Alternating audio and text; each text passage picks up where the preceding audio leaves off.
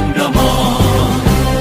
Kementerian Agama Republik Indonesia ikhlas beramal jadi semboyan, layani umat membangun bangsa. Ikhlas beramal jadi semboyan, layani umat membangun bangsa. Hikmah untuk umat, untuk perdamaian, untuk